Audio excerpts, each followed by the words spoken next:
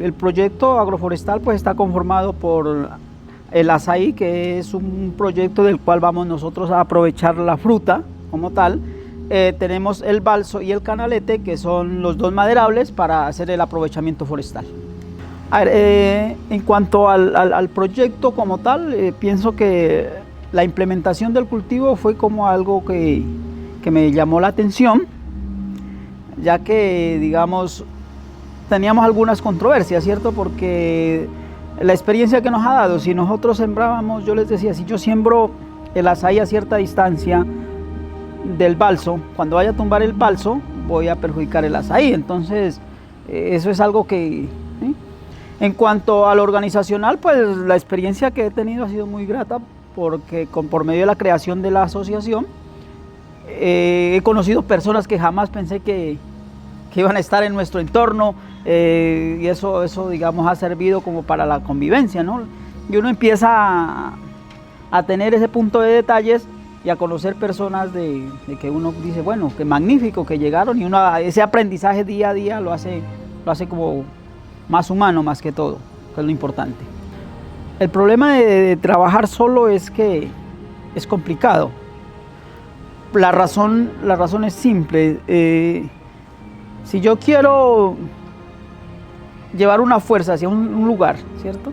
Si estoy solo me va a tocar esforzarme más. Pero si somos dos o tres y todos empujamos hacia el mismo lado, entonces nos va a ser más fácil la carga se nos va a hacer más liviana. En el momento de plantear el cultivo, no sería como tanto el problema, porque eso lo podríamos hacer.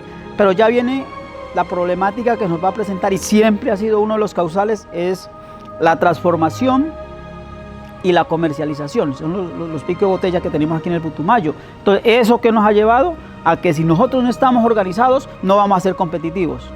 Ese es un problema grave. Si yo hoy tengo una oferta, me dicen, necesitamos de tal producto tantas toneladas, yo solo no lo puedo cubrir. Pero aquí con la organización como tal, en este momento, sí podemos decir, podemos comprometernos con tanta cantidad, porque sí podemos. Entonces, esa es una de las garantías de estar organizado.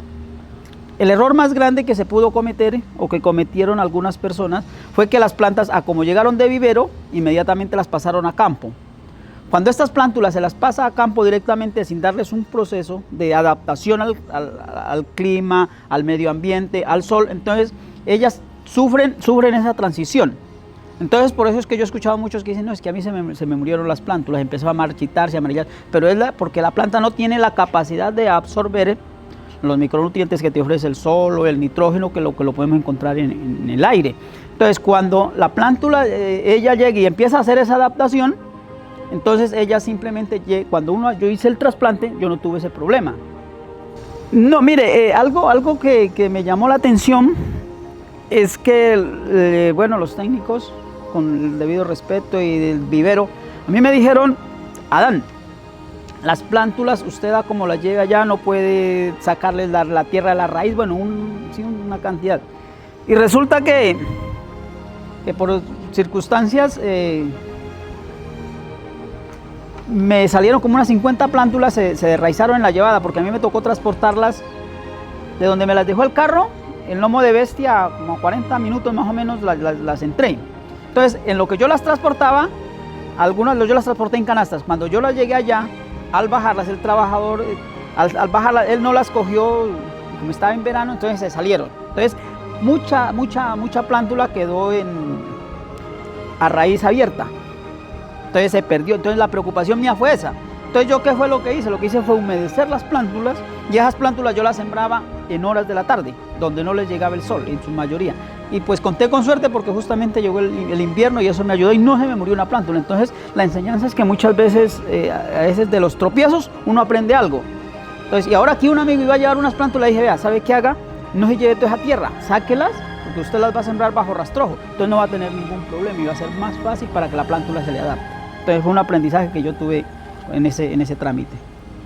Algo fundamental que fue para mí del proyecto, pues comenzando, pues que las plántulas me sirven a mí económicamente, quedó el cultivo implementado, aparte de eso, pues ya yo soy una de las personas que ya empecé a cambiar el chip, porque esta zona es una zona de cultivos de uso ilícito.